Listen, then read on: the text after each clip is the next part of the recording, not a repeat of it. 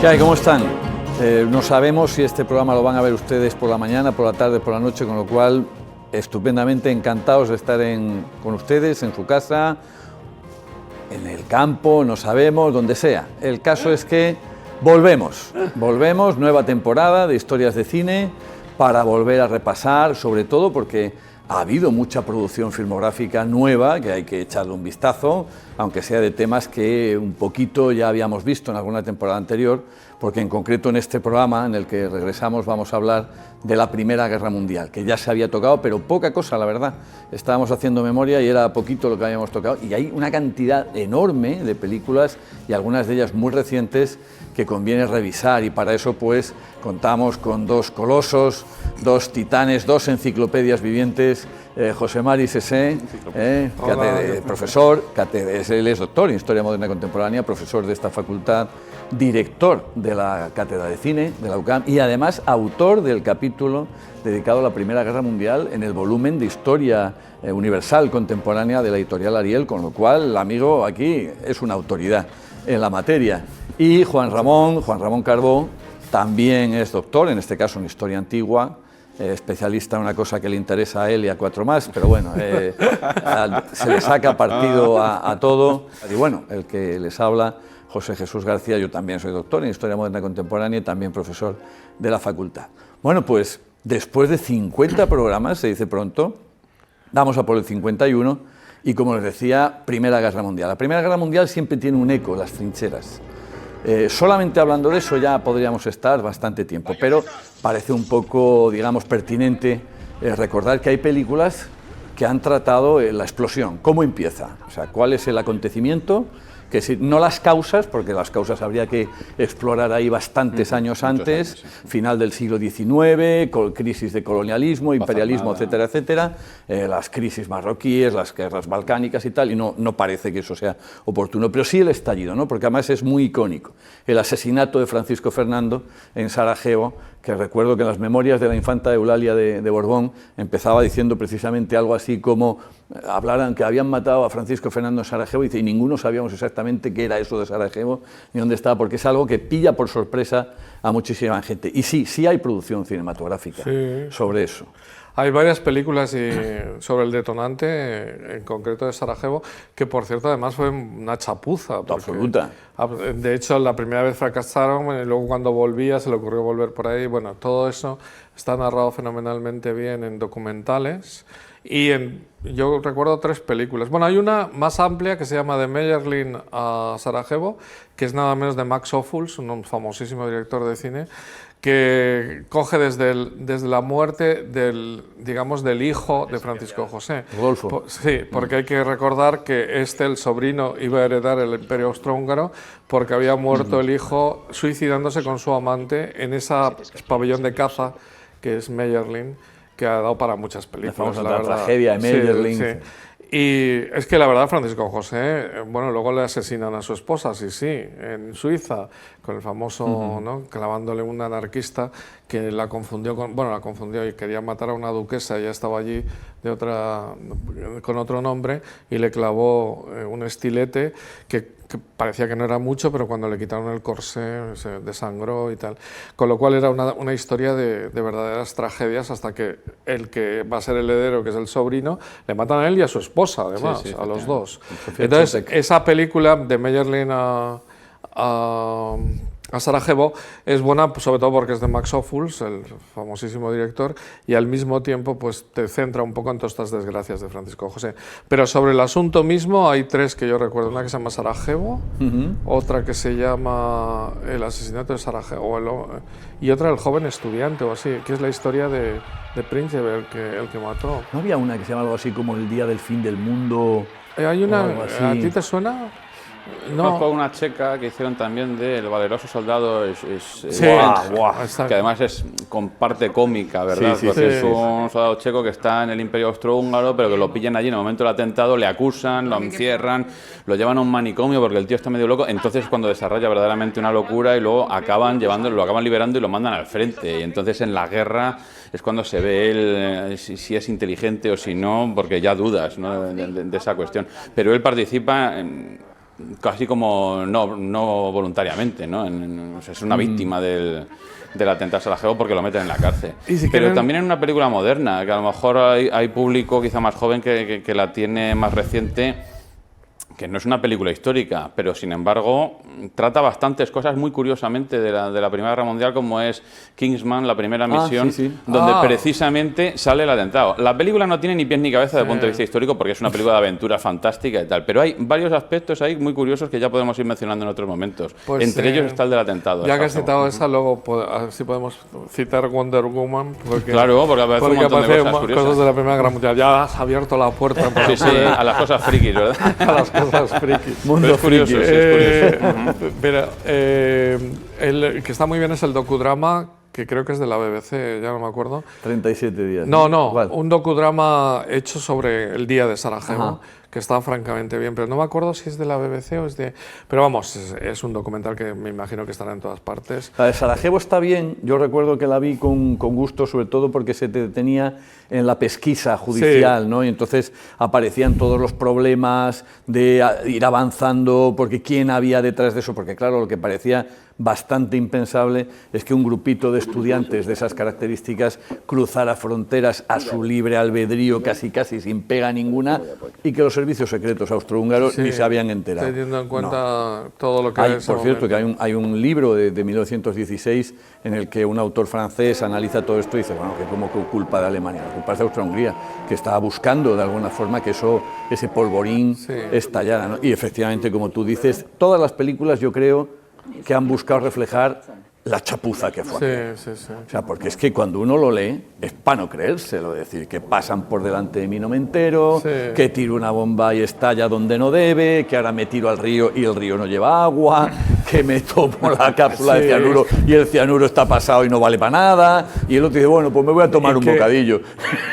Y cuando sale de tomarse el bocadillo, dice, caramba, pero si están aquí, pum. Pero además es que iban hasta el ayuntamiento, llegan al ayuntamiento vivos después de que ha habido un intento de atentado y tal, y no se le ocurre otra cosa al archiduque que decir, pues vamos por el mismo sitio, y entonces estaba el otro ya tomándose el bocata ahí y tal. Ahí va, vuelven y tal. Con la pistola, Bueno, pues todo eso, la chapuza y tal. Y la que tú citabas, 77 días, que es muy buena, que es una miniserie británica, esta sí que es de la BBC, y que dura tres capítulos de 50 minutos cada uno, sobre esos 37 días que va desde el asesinato del archiduque hasta el momento del inicio de la guerra, que hace todo el mundo durante esos 37 días. Ahí se analizan un poco más las causas profundas, lo de los Balcanes, lo de tal, pero es que fue al final una especie de juego de naipes o de estos de dominó, que das a la primera fila, iba cayendo, le das a la primera ficha, porque realmente se van declarando la guerra todos. Sí, eso es que yo creo que muchos espectadores a lo mejor no lo entienden bien, porque el asesinato no es el momento en el que empieza la guerra, eso es lo que debe empezar, eso va a ser el detonante último a partir de todas estas causas que habéis mencionado antes,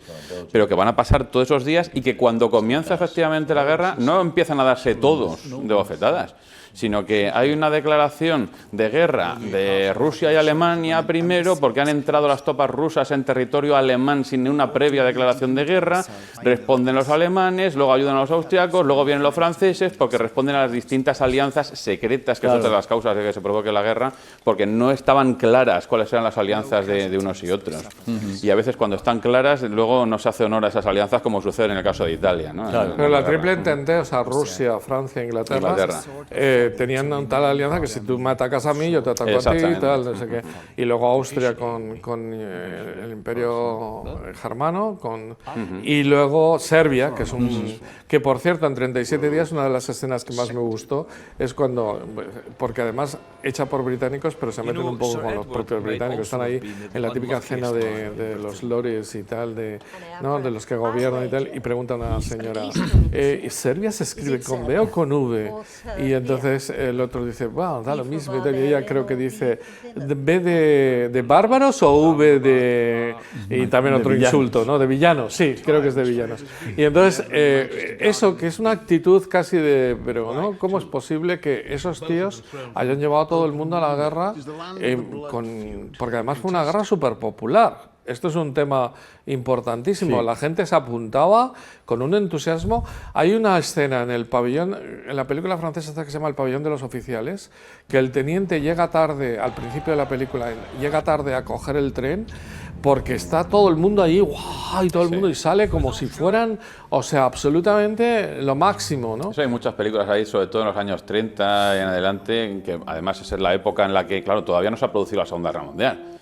Pero imaginemos lo que la Segunda Guerra Mundial produce a nivel cinematográfico como un tema a ser reproducido inmediatamente en el cine, pues cuando tuvo lugar la primera y en cuanto pasan unos pocos años se convierte en el gran tema, se ha desarrollado. Y hay un montón de películas francesas, inglesas, estadounidenses que inmediatamente cogen lo que está comentando José María, en efecto. Lo popular que es, dice, vamos todos a apuntarnos, vamos todos a alistarnos, ¿no? Y luego esas mismas películas te están mostrando que esa idealización, ¿no? del honor, de la lucha por la patria, tal. Luego llegan, se encuentran con la realidad y todas y cada una de esas películas, salvo quizá el Sargento George, que es muy dulzona en ese sentido, pues nos enfrenta con la realidad de la trinchera. Yo creo que de las que yo recuerde, en conjunto la que de una manera más impactante refleja esa diferencia que dices tú, porque es verdad, además los testimonios literarios y históricos lo acreditan totalmente, que es un estallido de alegría, ¿no? Es decir, ¿cómo es posible un muchacho de 19 años asesina al heredero del trono austriaco? Entonces se forma esa cadena, que yo creo que la serie que tú decías, 37 días, también refleja el despiporre que era la diplomacia y las cancillerías y lo mal que se funcionaba en cuanto a transmitir información, y esto lleva aquí 7 días perdido y nadie sabe lo que dice, etcétera, etcétera. Bueno, ese es Sin novedad en el frente, ¿no? Como los estudiantes van a Alemania, nos los vamos a comer, esto es fantástico y tal, y como vuelven. En la primera, dices. Y en la segunda también. Y en la segunda casi está al final de la guerra. Sí. O sea, ya es Bueno, en la segunda, digamos que pone cosas que son posteriores delante y empiezas ya con la brutalidad de la guerra. Efectivamente, luego ya hace el Pero sí que la escena que hay, que en la primera es en clase, que además lo hace de maravilla porque es un grupo de estudiantes. Siempre es el profesor fundamental de la novela de Éric Maria Remarque, que es la que se que es sabe fantástica. todo. Es fantástica. Entonces sale, la cámara coge a un desfile que hay por la calle y entra en la clase y el profesor está, digamos, de espaldas a las ventanas donde la gente está viendo el desfile y les habla. Y entonces la cámara se va hacia atrás y al final hay un estallido porque ustedes son los patriotas. Y en el otro lo hacen en una escalera. Está en la segunda Sin novedad en el frente, en la del 22, lo hace, el profesor está en el 2022. Hall. Sí, 2022. Porque hay películas de 1922, o sea que aquí No, tenemos... pero Sin novedad en el frente creo que va por la tercera versión ya, ¿eh? No, sí, bueno, hay una versión del 71. Sí, por sí, ahí. pero la original, la del año 30, ¿no? Y luego tenemos la del 2022, la del 22, la más reciente. Que es casi un siglo, ¿eh? Es Sí, tremendo. sí, es del año 30 al 2022. Bueno, Faltan 8 años para que se cumpla un siglo de dos películas que son exactamente iguales en el sentido de la temática. Y ahí están con los gorritos estos alemanes que no están en la primera. ¿Sabes estos gorritos de universitario alemán que había? Y están tal, y al final terminan igual lanzando los sombreros arriba.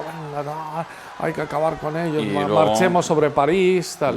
Que por cierto, hay una ironía, no sé si el Louis Milestone, que es el director de la primera, lo hace adrede, pero en la pizarra hay unas frases en griego. El profesor tiene detrás unas frases en griego en la pizarra, que es la cultura, el tal, y de repente, y tal, ¿no? ¿Griego? Sí, momento griego. Están en el idioma griego. No me acuerdo qué dice. Hace tiempo que no la vi. Pero... Oye, ahora que dices lo del desfile y esa ilusión por ir a combatir cada uno por su causa, ¿no? Por su patria, en la de King Vidor del año 22 o por ahí me parece que es, o 24, en 1924 estamos diciendo, dice, el de cine mudo, el gran desfile precisamente de eso también. Y tenemos una película muda que ya está reflejando muy poquitos años después de terminada la Gran Guerra, y dice eso precisamente, que lo conciben como un desfile, vamos allí, nos lo vamos a comer, porque además la concepción al principio de la guerra es que en unos pocos meses como mucho se iba a terminar, iban a estar de vuelta para Navidad en casa, ¿no? De ahí la tregua de Navidad, o sea que les pide pero allí, tenía todo el mundo ganas, y por muchas cosas, los franceses contra los alemanes con los franceses, tenían todo el tema de Alsacia-Lorena y todo lo que había sido la entrada de Bismarck y tal en la época de la Comuna, los ingleses, que a Alemania les estaba arrebatando ser la primera potencia económica a nivel industrial. Estaba todo el mundo con unas ganas de vamos a demostrar que somos los máximos. Pero a mí me llama la atención que lo que parecía, y que en algunos manuales da esa sensación de ser un mundo próspero, que va como una locomotora, segunda revolución industrial, colonialismo, imperialismo. O sea, es un mundo que está patas arriba, que hay guerras absolutamente por todas partes. Y yo creo que las más interesantes son las guerras que hay en las colonias entre colonizadores y colonizados. Entonces, ahí se está rumiando un nacionalismo de muy mala sangre, muy chauvinista, y sobre todo lo que dices tú, con un componente de rencilla contra el otro que se había ido creando. Hemos comentado en el programa que hicimos sobre colonialismo, en su momento planteábamos eso, ¿no? Las luchas, por ejemplo, entre ingleses y franceses, el incidente de Fachoda, por ejemplo, luego con los alemanes también. Los alemanes que quieren participar. En el ámbito africano, en Marruecos, luego el incidente que habéis comentado antes también, en Asia, en Oceanía, al final sí que se va viendo. Y todo eso tiene que ver mucho con un caldo de cultivo que es lo más difícil de analizar y que lo analice una película. Porque la impresión que da antes es de Belle Époque, o sea, de todo es maravilloso, de tal. Por cierto, hay una cantidad de artistas, de tíos, poetas, pintores que murieron en la Primera Guerra Mundial. Y yo en el libro este que hicimos para Ariel, pongo al final un capítulo de todos los que han muerto, que es espectacular, espectacular. O sea, la cantidad de gente, algunos incluso, como el movimiento futurista, habían amado las máquinas y viva la tal, no sé qué, acabemos con lo anterior, y luego cuando se ven metidos los italianos estos del movimiento futurista en mitad cambian de ideas.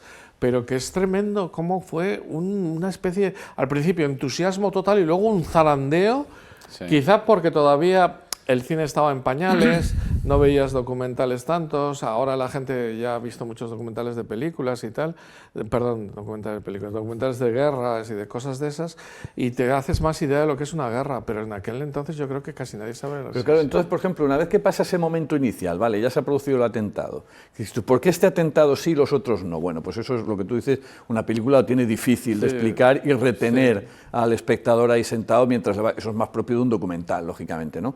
Pero una vez que pasa ese momento, la gente se ha tirado haciendo un festín, haciendo desfiles con una alegría sorprendente para nosotros, a 100 y pico años vista, pero también es verdad que es el final de una época, o sea, es el final de una manera de entender la guerra. Yo a los chavales siempre digo, oye, que los franceses a la Primera Guerra Mundial empezaron yendo de azul y rojo, era como disparar a los patos, aquello, ¿no? Los alemanes ya con una mentalidad mucho más moderna, ¿no? De ahí pasamos a esas primeras ofensivas, que yo no sé si hay alguna, yo no soy los 4 jinetes del apocalipsis. Sí, que hay alguna, por ejemplo, hay una miniserie francesa que no tiene mucho que ver en principio, que se llama Las Combatientes, que es un grupo de enfermeras que ayudan a tal, que aparecen los franceses con el pantalón rojito y tal, que es en la Alsacia-Lorena, en esa zona de Alsacia, y todavía son unas primeras escaramuzas ahí, que hay bosque, hay tal, todavía no se han quedado estáticos, que es cuando se dan cuenta que no pueden ir con pantalones rojos, que es que los alemanes estaban un poco más preparados, pero los franceses, ¿no? Y con unos cascos horribles. Sí, no habían aprendido mucho desde la guerra franco-prusiana y los alemanes al contrario, es un ejército moderno con una tecnología ya más desarrollada. Lo de los pantalones y el uniforme rojo y azul que tenían los franceses, acordaos de la batalla del Marne, ¿no? Cuando el plan Schlieffen se lanza ahí contra París y entonces los taxis parisinos están trasladando... Los taxis de París, allí vestidos casi, vamos, lo vemos hoy en día y parece como que van de gala. Estaríamos viendo a la Guardia Real, ir así al frente, ¿no? De hecho, se salvó gracias a los taxis. Que, por cierto, yo no recuerdo, ¿hay alguna peli que haya reflejado bien eso de los taxis? Yo no lo recuerdo tampoco, como no recuerdo tampoco del paso rapidísimo de Bélgica. Va a toda velocidad, porque ahí la Primera Guerra Mundial, habitualmente hablamos siempre de que es la guerra de las estática, las famosas trincheras, tal, pero hay un momento en que los alemanes pegan el inicio, y que, por cierto, no lo perdieron. Esta de las grandes cosas de acusar a los políticos alemanes de haber traicionado a Alemania, que Hitler y todos estos levantaron un montón, es que en el momento en que se firma el armisticio todavía no han salido de Bélgica, o sea, está todavía ahí el frente alemán, ¿no? Pero en buena medida... mira, hay una película que me llamó mucho la atención, que es la de Caballo de Batalla. Warhorse, la de Steven Spielberg. La de Steven Spielberg, porque explica mal ese tema de por qué la caballería pasó a ser obsoleta. Porque la impresión que da es que al principio la caballería, hay una famosa escena de carga absolutamente tal, con los sables contra las ametralladoras, lo cual es absurdo en sí mismo. Pero sí que al principio la caballería empezó bastante rápido. Pero es que la caballería de la Primera Guerra Mundial era en realidad una infantería montada. O sea, que es un tema que habitualmente no sale en las películas. Los dragones famosos de toda la época, de épocas anteriores, eran infantería montada. Entonces, al principio funciona como caballería, pero había momentos en los que se bajaban, eso se ve en Gettysburg también en la Guerra de Secesión, se bajaban y luchaban como infantes.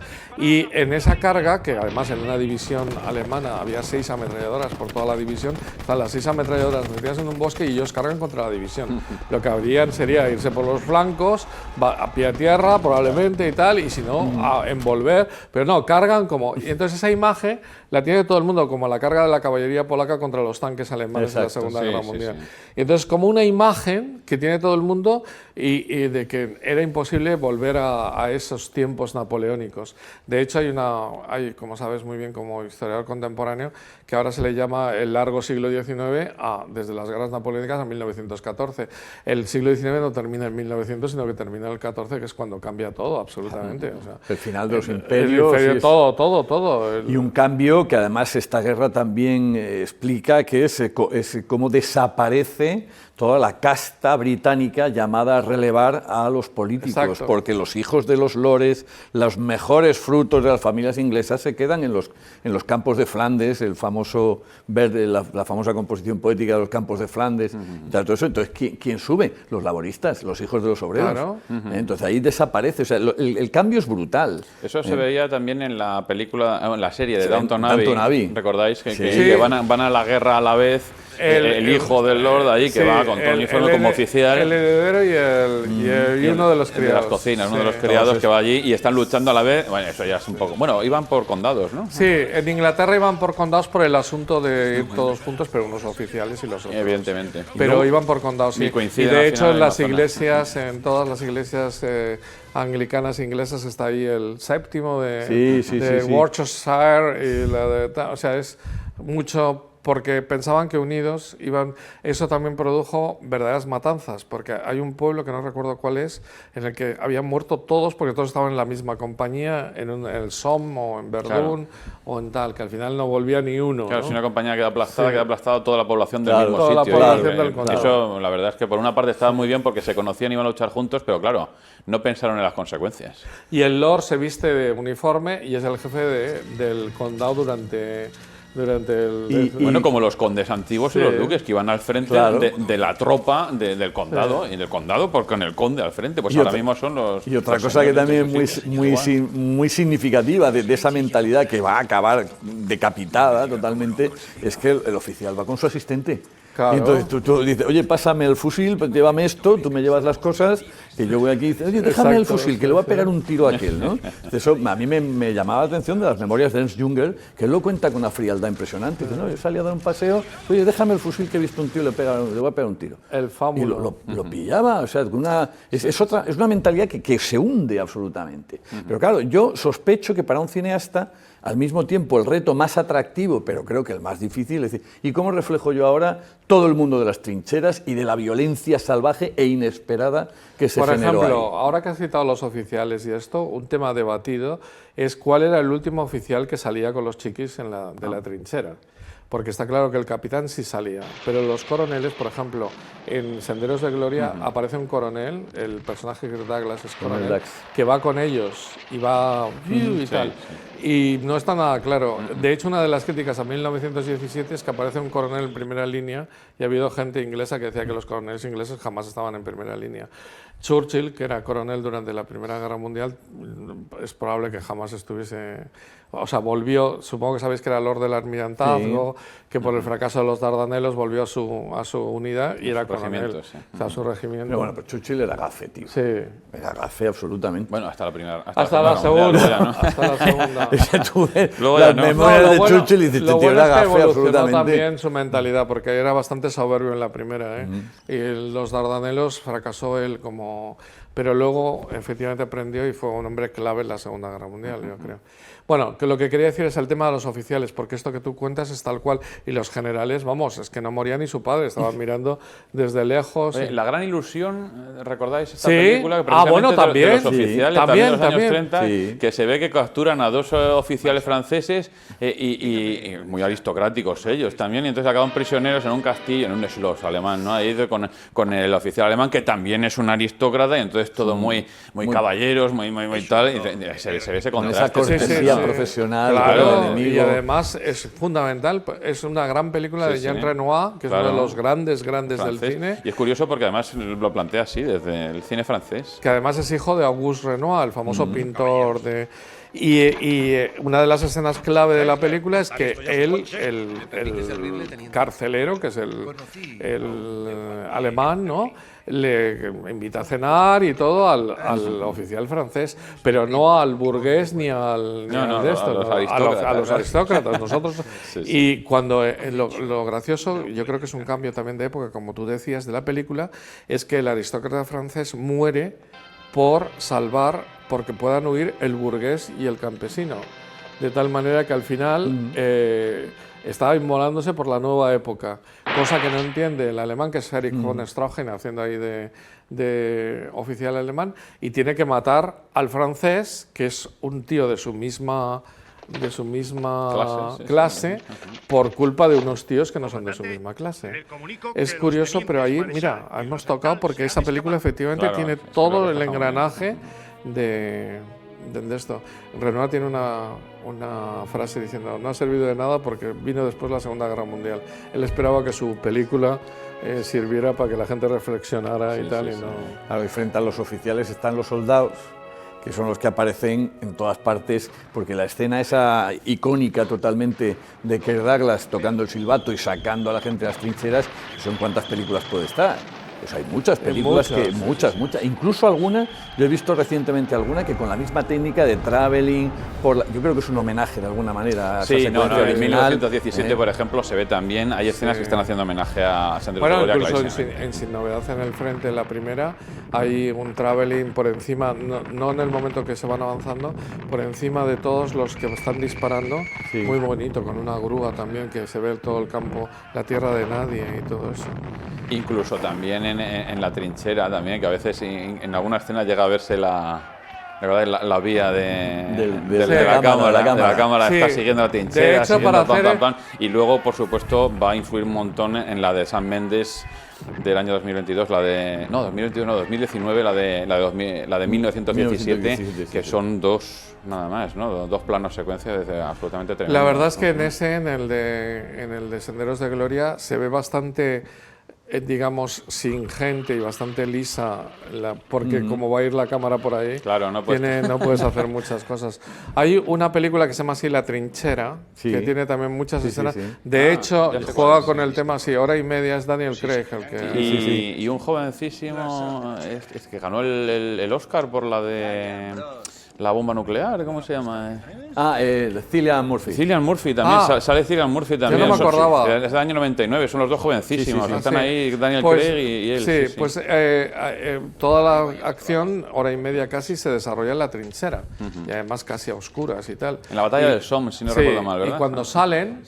es verde, porque todavía no hay tierra de nadie y tal. Es una escena final curiosísima, porque en el Somme todavía en los primeros días hay una en el 1917 es también el Somme, y sin embargo pero ya más tarde, pero es el Somme, porque tiene además esa piedra blanca célebre que tenían las trincheras del Somme, que no aparece en la trinchera. Pero sí, fijaros que se han leído todo, porque la piedra es blanca, es como una piedra caliza blanca con la que han hecho la trinchera en 1917. La verdad es que hay una película que yo vi muy tarde, que no vi en su día cuando... Bueno, era imposible que la viera en su día porque era del año 31, pero no la había visto, que es una clásica, que se llama En tierra de nadie, que son 5 tíos la alemana. Que se encuentran... Pero qué tíos, además. Sí, se encuentran en un huecazo de estos, digamos, en el centro de la tierra de nadie. Pero es un chiste, es un chiste, ya verás. Sí, es un judío... un negro. Un negro bailarín.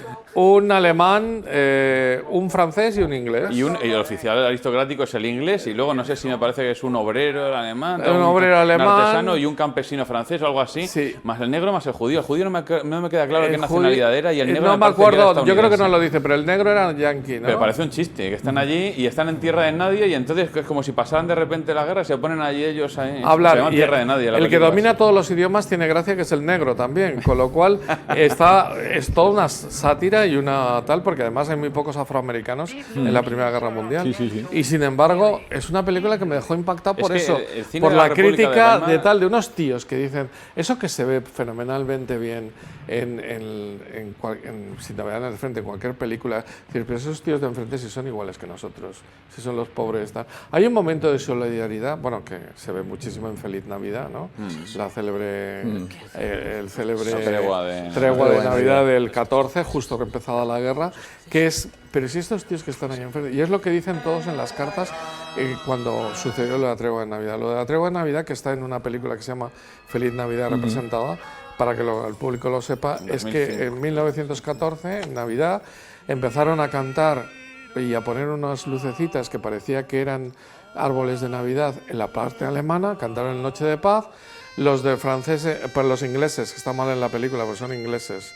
Los ingleses empezaron a escuchar y empezaron a cantar, los galeses fueron los primeros en cantar un villancico suyo, y empezó todo tal, que terminó con que el primero que salió fue un alemán, que llevaba además un sombrero que decían que no era un sombrero, no un gorro militar, era el típico sombrero que yo qué sé, como un gorro que le había hecho la novia o su madre, y porque no salió con el casco. Y entonces luego sale un inglés y tal, y al final confraternizan allí, se dieron cigarrillos tal, y acabó la cosa con un partido de fútbol. Con un partido de fútbol, efectivamente. Y entonces todo eso lo recoge de alguna manera esta película. Y con el enfado monumental de los superiores, sí, cuando se enteraron. Bueno, que incluso es más de lo que aparece en la peli y tal, sí. Porque hubo hasta fusilamientos y gente que fue trasladada de esto, muchos, porque los franceses también tuvieron su participación, y los franceses estas cosas no las podían permitir, o sea, los ingleses tampoco, pero...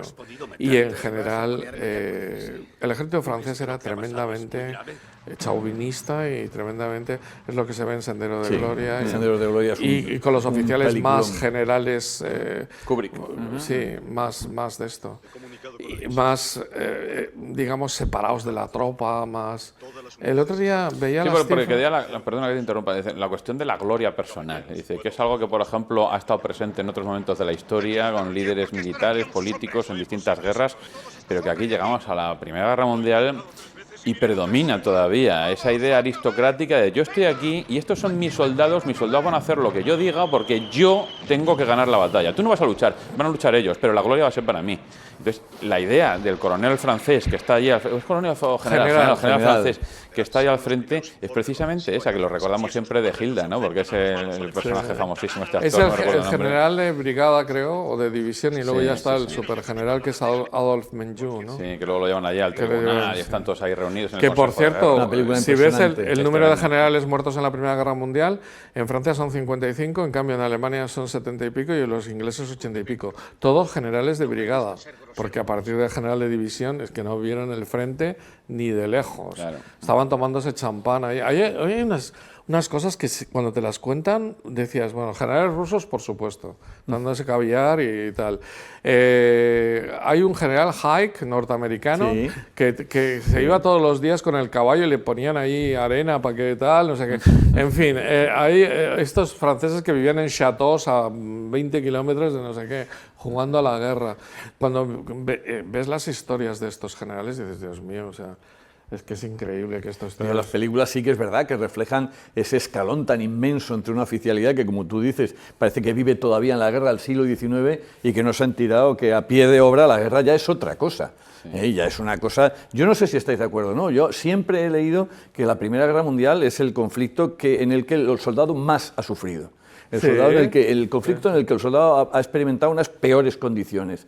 Claro, a mí me cuesta imaginármelo, pero que tú estés en una trinchera y que de repente veas una nube amarilla que no sabes lo que es y resulta que es gas y que no tienes ni idea de lo que te viene encima y por tanto no sabes ni cómo defenderte, o sea, pues eso tiene que crear una sensación. Y lo que es la trinchera, muy por encima de lo que es vamos a disparar. Sí. Lo que es el agobio de estar ahí esperando la muerte en cualquier momento que te vas a salir con el golpe de silbato, estar ahí durante tal. Había una enfermedad típica que era el pie de trinchera, que te quedabas. Creo que os conté algún día que estuve en el Imperial War Mission de Trench Experience, ¿no? Que era la experiencia de las trincheras, que entrabas por un lado y salías por otro y entonces tenías toda la experiencia de trinchera, pero claro, te daban hasta un ¿cómo se llama esto? Un chamber, no sé cómo llamarlo, un chubasquero para ponerte ahí porque te caía. El asunto era sentirlo, pero claro, tú sabías que no ibas a morir. Imagínate que sabiendo que vas a morir y que te puede dar, sabías que, entonces, que te caía hasta tierra encima para que vieras la experiencia y tal. Y lo más increíble a mí, lo que se me quedó grabado es el olor. El olor. Porque, claro, entrabas en un sitio que era la mezcla de olor a sangre, a éter, a porquería, a orina, desechos, tal, comida corrupta, todo. O sea, era una cosa...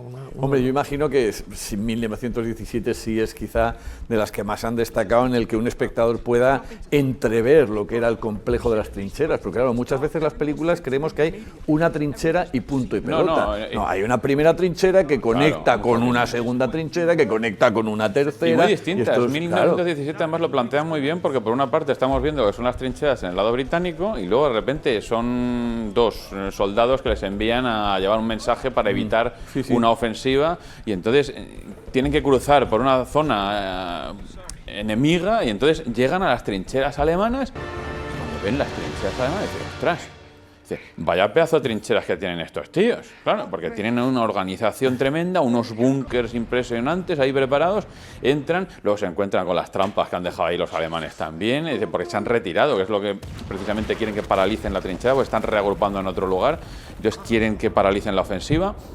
Entonces se ve esa contraposición, pero también se ve la contraposición entre los distintos tipos de oficiales. Porque ves ahí el oficial que está ahí, el teniente y el capitán que están a pie con los soldados. Y luego que si el coronel y algunos de los generales alertan. Dice, por cierto, dice, si va a decirle al coronel no sé cuántos que no haga la ofensiva, que además me parece que es Benedict Cumberbatch, ¿no? El que lo interpreta en la película. Dice, si va a decirle que tiene que parar la ofensiva, hágalo delante de testigos. Como diciendo, es un hombre que busca solamente su gloria personal y que si no tiene testigos a lo mejor usted lo quita en medio porque él va a lanzar la ofensiva a unas sabiendas de lo que va a ocurrir allí, ¿no? Y eso se ve muy bien. Es lo de Senderos de Gloria que el general le dice, ¿qué quiere usted, coronel? O sea, todos queremos algo, ¿no? Cuando el tío defiende a sus gentes. Y por eso es que es muy importante también que el oficial esté ahí con ellos, porque es el que va con el silbato intentando que todos avancen, porque si no la gente se vuelve o se tira ahí. De todas maneras, yo creo que no se puede dar una dimensión acertada de lo que fue aquello. O sea, combatir en las trincheras tuvo que ser una experiencia que no se puede llevar al cine. Tienes que volver grillado totalmente. Fíjate que a mí la película que más me ha acercado, que más me ha hecho sentir de alguna manera... ¿Os acordáis que algunas veces hemos comentado aquí, como películas o escenas que demuestran el follón brutal que tiene que ser una batalla, la de la batalla del cráter? De la guerra de secesión. Para mí, la peli que más me ha llamado la atención, como decir, es ese despiporre absoluto de decir, ¿aquí qué hago? Es la de la batalla de Passchendaele. La canadiense. La secuencia final de peleando en el barro, con uñas, con dientes, con puñales, con lo que sea, a mí me producía una angustia, pero una angustia brutal. No, es tremendo. Eso es en la tercera batalla de Ypres, ¿verdad? Que esta fue para tomar la colina de Passchendaele y fueron 50.000 soldados canadienses y es una película canadiense, además, si no recuerdo mal. Fíjate en Ypres, que ha habido tres batallas. Claro, porque eso también habrá muchos espectadores que sí que recordarán que hay una o dos del Somme o una batalla en Verdún que dura muchísimo. Es que es todo el rato en el mismo sitio. Avanzamos, en 4 años no se mueve casi la línea de frente, es que no se mueve. Por eso las batallas son los mismos sitios otra vez. De hecho, en algunas de estas te encuentras con los cadáveres que todavía no has podido recoger de hace todo preciso. Y que yo recuerdo una escena de 1917 que la verdad es súper impactante, ¿no? Porque el protagonista cuando llega y está ayudando a su compañero a pasar una alambrada Dice, y se clava, ¿no? Y se hace una herida en la mano derecha y según están llegando a una zona de cráteres por la artillería, de repente están bajando y está lleno de cadáveres y de barrotones clavados. Entonces le empuja el otro, se cae y ¡puas! Con toda la mano que tiene recién herida, con toda la herida abierta, dentro de un cadáver ahí que lleva podrido, que dices, la cara que pone el actor en ese momento diciendo, me voy a infectar, fíjate, me voy a infectar, sabiendo que a lo mejor a los 2 minutos vas a recibir una bala y vas a morir, ¿no? Pero es una sensación en medio de todos los cadáveres, como cuando llega luego en la presa que se está escapando por el río y llega y están contenidos un montón de cadáveres ahí con la represa del río y la sensación de decir, tengo que salir de aquí, escalando entre los cadáveres, algunos ahogados, otros que han caído al río directamente. Es una cosa tremenda. Por cierto, Sin novedad en el frente, en ambas películas hay una escena que me parece genial para esto que decíamos de que la gente es normal en un lado y en otro, que es cuando mata al francés y se da cuenta de que es un tío normal que tiene una foto de su esposa e intenta salvarle, lo siento, perdóname. Le escribirá a tu mujer, tal. Efectivamente. En ambas películas es increíble. Es terrible.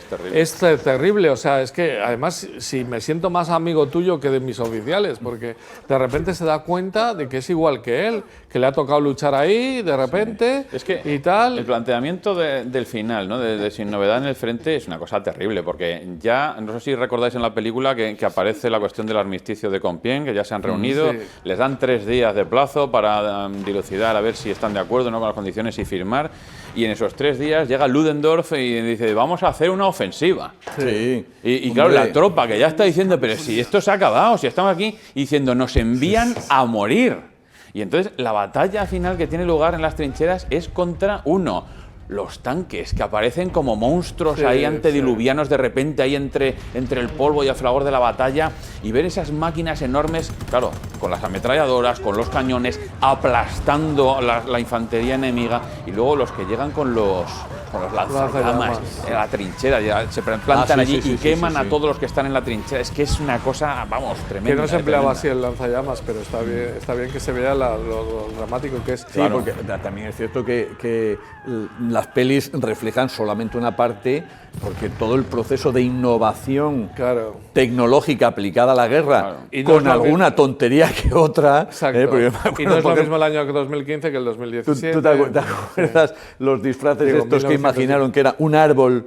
Y tú dentro, en un árbol de cartón piedra, y dentro del árbol de cartón piedra un tío que me había por una mirilla, de repente veía que el árbol se movía, andaba, y dices, eso no funciona, caray. Camuflaje parece de Asterix y Obelix con el camuflaje, ¿verdad? Entonces, claro, las pelis se quedan con lo que es visible, con lo que es plástico a la hora de hacer. Y luego que va evolucionando, no es lo mismo el año 1914 que el 1917, hay cosas. Los primeros tanques son una cosa ridícula. Sí, pero bueno, los tanques en cualquier caso aparecen al final, 17 y 18, obviamente. Pero todo lo que significa eso, de la salvajada que es el asunto, y darse cuenta que al final solidarizarse con el otro. Que también es la primera guerra que tiene hospitales de sanatorios psiquiátricos para oficiales. El famoso Regeneración, que aparecen los poetas estos de Edimburgo, el hospital de Edimburgo, efectivamente. En Edimburgo, y que pues van allí y es la primera vez que se empieza a admitir algo como el cansancio de guerra o el mal de guerra, la neurosis de guerra, que todavía no se llama postraumático, síndrome tal, no sé qué, pero es que tenía que ser. Y eso los oficiales, a los soldados, grabando los efectos. Y luego la falta de cara, la falta de. Y las cartas que llegan del frente también a las familias, que al principio estamos aquí luchando por la patria, según pasando el tiempo y si ha tenido la suerte de sobrevivir, esto es una desesperanza total, no hay futuro. En la de Un largo domingo de noviazgo, por ejemplo, o en otra que hicieron poco años después en Francia, se llama La France también, que precisamente es más o menos la misma idea. La mujer que de repente ve que al final ya de la guerra, en el 18, están llegando esas cartas cuando su marido se está despidiendo de ella, dice, lo siento, no te voy a volver a ver, adiós, tal, sé feliz. Y ella, desesperada, va al frente, va a intentar localizarlo, dice, a ver, ¿qué es eso? ¿No? ¿Cómo es posible? ¿no? La gente además vuelve muy tocada y se da cuenta de que cuando tienen un permiso, eso aparece también en Sin novedad en el frente, ya no se entienden ni con su familia. Todos les ven como patriotas y tal. Hay una famosa escena en la primera en la que le hace hablar el profesor a los alumnos, y tal, están muriendo por la patria, y el tío dice que no, que eso es una salvajada. Y la primera además que termina con una imagen preciosa, que es la de la mariposa, ¿no? Que él y el soldado alemán viéndole. El soldado alemán viéndole como él disfruta viendo una mariposa porque es algo vivo. Pues, y bello.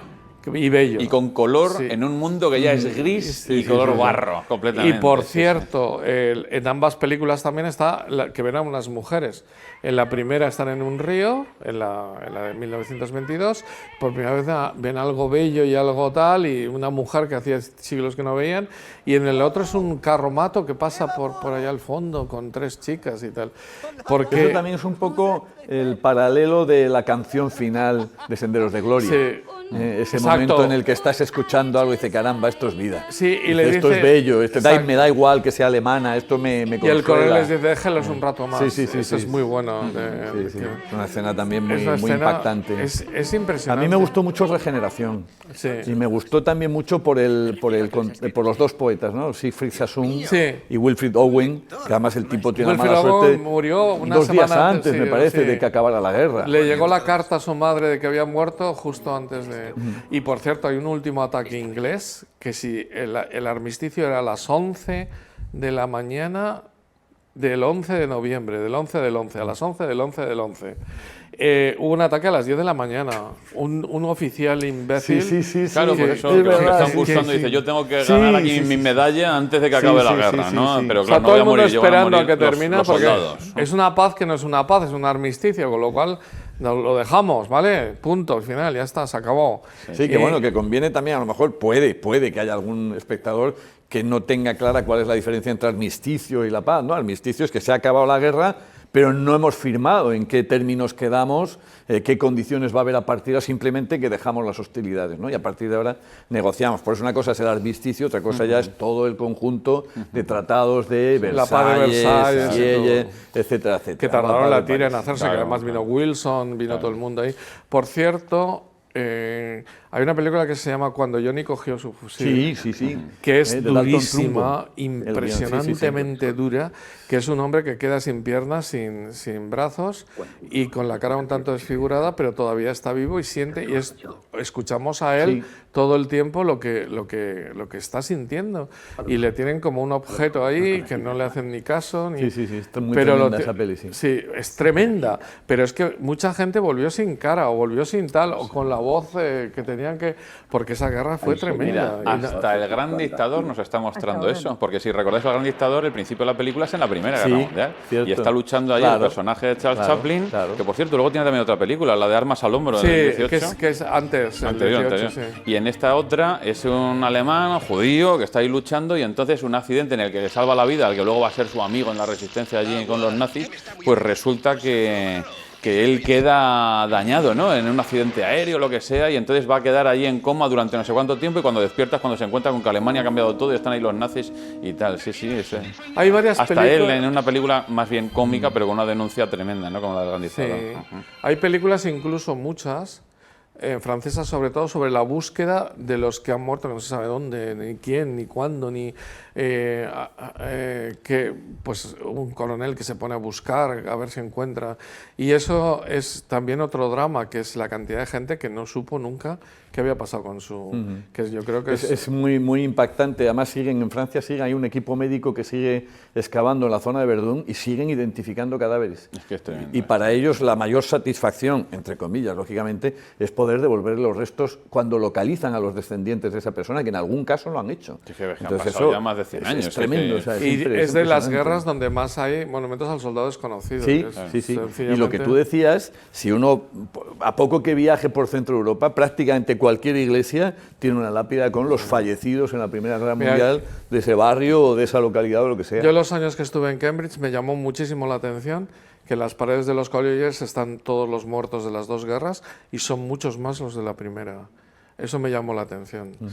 A nivel de teniente, tal, que eran todos los que salían de Cambridge, oficiales jóvenes, es que la vuelta a casa fue... bueno, aparecen carros de fuego, la vuelta a casa. Sí, es verdad. Es verdad que te hacen un homenaje citaré sus nombres, tal, no sé qué, porque vuelven todos justo después de la Primera Guerra Mundial, es que debieron volver, no sé si un 20%, en fin, una cosa... No, fue una escabechina difícil de pensar. Y eso me recuerda, antes que has estado mencionando tú el gran cráter, ¿no?, en la batalla de la Guerra de Secesión Americana, estaba acordándome yo de otra película de estas, de la Primera Guerra Mundial, que es La Guerra Subterránea, en inglés es The War Below, que precisamente va de unos mineros, creo recordar, que son galeses, entonces los utilizan, creo que es en la batalla de Messines, para hacer una galería por debajo del campo de batalla y llegar meter explosivos para pegar al zambombazo en la batalla de Messines, que la ganan así, ¿no? Y son mineros galeses, sí. Me está acordando ahora mismo cuando dijiste lo otro. Y nos falta, es necesario el momento friki, ¿no?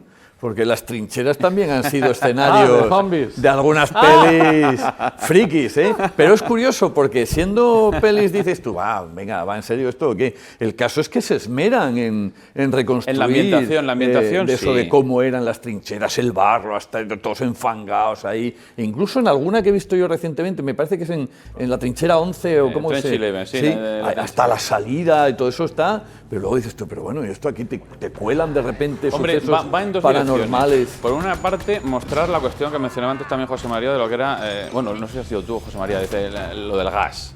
Sí, el gas mostaza, la lucha con el gas. Entonces, ahí metemos enseguida a los alemanes en cuanto a que están desarrollando esas armas tecnológicas, o en este caso la guerra química, que luego, por ejemplo, aparece en otra película friki, que es la de Wonder Woman, que mencionabas tú también, de Ludendorff, ahí medio loco, queriendo desarrollar otra arma química, otro gas mostaza todavía más poderoso para matar a todos, en la última opción para ganar la guerra. Esa de Wonder Woman no la he visto. No bueno, pero es curiosa, ¿no? Que tiene, por ejemplo, ella va saltando, como hace ella, corriendo y tal, hacia unas trincheras y le están disparando con balas trazadoras, de estas que tienen luz, ¿no? Que es lo último que haría alguien para decir que ahí estoy yo, aquí, ¿no? mi posición. Época, ¿no? Y luego salta, pega uno de estos saltos espectaculares y se ve detrás de la trinchera una iglesia, la torre de una iglesia, que sería lo primero que había bombardeado ya todo el mundo, porque es un lugar para ver al enemigo tremendo, ¿no? Sí. Ya sabes cómo quedaron las iglesias de Ypres y de todo. Entonces, es un continuo de saguisag una tras otra, pero metida en la Primera Guerra Mundial. Y esa de Trenchon igual, al final se convierten todos en nazis porque han descontrolado un arma. En zombies. Zombies, sí. En nazis, digo, en zombies. Pero casi. Hay una de zombies nazis, ¿no? De la Segunda Guerra Mundial. Mira, yo desde que vi a Lincoln asesino de vampiros. Qué locura. Pero bueno, que hay cosas serias detrás de todo eso, que es, yo creo, de dar también mucho cine, comenzando por películas pues ya en torno a la Segunda Guerra Mundial, y como El Sargento York, y hasta nuestros días, e incluso cine fantástico, que al final lo que hace es transmitir un estereotipo para películas que va a ver sobre todo la juventud, y que es el estereotipo del alemán como el malo. Claro. Cosa que en la Primera Guerra Mundial no es así. Y sin embargo transmite un estereotipo que en su momento creó. En su momento fue creado para la propaganda, para la Segunda Guerra Mundial, pero que hoy en día pues ha quedado para muchísimas películas y que al final transmite un estereotipo falso. En la Primera Guerra Mundial son adversarios, pero los alemanes no son los malos. No está nada claro. Y estas películas sí que los muestran como los malos. De hecho, El Sargento York, que lo habéis citado varias veces, es una película hecha precisamente en el año 41 para animar a la gente a apuntarse contra el de esto, que era el ejemplo genuino de un tío que era totalmente de una secta protestante que no era Quaker, no me acuerdo cuál es la secta, ahí en Tennessee. Justo hay una escena que tiene mucha gracia porque está la frontera entre Tennessee y Kentucky y pueden tomar whisky en Kentucky pero no en Tennessee, y se pasan de y en el propio bar dice vámonos a Kentucky. Está dentro del bar la frontera. Sí, está dentro del bar está la... Pues, él es de Tennessee del norte y del norte de Tennessee, que es un estado del sur. Y ¿qué iba a decir? Que es una secta protestante que no luchan y que no quieren pelear, y él al final se convence subiendo ahí al monte con la Biblia y tal, y al final llegó a ser el más condecorado de la Primera Guerra Mundial. De hecho, Alvin York, que es como se llama el protagonista, dijo que solamente le prestaba su historia si solamente lo hacía Gary Cooper, porque le parecía que era el único americano que tal, e imágenes de los dos ahí viendo la escena. Pero cuando York va y mata, además con el famoso tema de los patos, ¿no? Los pavos. Como hacían un concurso de tiro allí, con los alemanes se asoman y ¡pam! Y se los va cargando. Ahí salen las trincheras, pero menos. Pero es una pregunta bastante ingenua, pero y una película simpática para que la gente se apunte. De hecho, la guerrera de Alvin York estuvo al lado del asunto donde se apuntaba la gente durante 6 meses en Nueva York para que la gente viera como el tío Sam, ¿no? Yo te necesito, pues el York.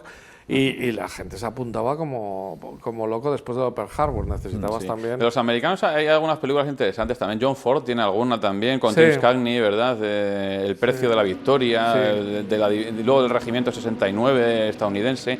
También una de Buster Keaton, de Reclutas, que también así de cine mudo y un poco más cómica en este sentido. Howard Hawks tiene también una... Bueno, y no olvidemos que los primeros Oscars son sobre el primer... Alas, el primer Oscar de la mejor película de aviación. Alas. Y de aquí, sin novedad en el frente, la de Milestone debe ser la tercera. Yo creo que por en medio está Amanecer, yo no estoy seguro. Soy historiador del cine, pero mi memoria va... Pero la primera es Alas, seguro, y sin novedad en el frente ganó el Oscar Milestone y la película. Yo creo que es la tercera. Pues que es del 31. La película esa es del 28, Alas, pero se la dieron el 29, como siempre. Esto es dificilísimo. Buscar el Oscar siempre es dificilísimo porque lo dan al año siguiente. Efectivamente. Entonces hay gente que dice la fecha primera o la fecha segunda. Pero bueno, de las películas de esas de aviación ya hablamos en... No, de la aviación hablamos y de lo demás... Es que vamos, fíjate, solamente, y estamos hablando de filmografía que refleja, se centra toda la película, o prácticamente toda la película, en el conflicto. No digamos las películas en las que aparece el conflicto. Hombre, claro. Bueno, esas son infinitas. Te puedes morir, eso es imposible. Luego está todo el tema de espionaje, Mata Haris, todo eso. Está el escenario de Medio Oriente, el escenario del mar, África. Oriente, toda la cosa de Lawrence de Arabia. Austríacos italianos, los otomanos, el frente ruso. Y el frente balcánico, con una película que a mí me gustó especialmente, Capitán Conan. Que es la escena de la proclamación del... Si os parece, podemos dejarlo aquí para que la gente le entre en ganas de verlo, que es cuando ya esa escena en la que se proclama el armisticio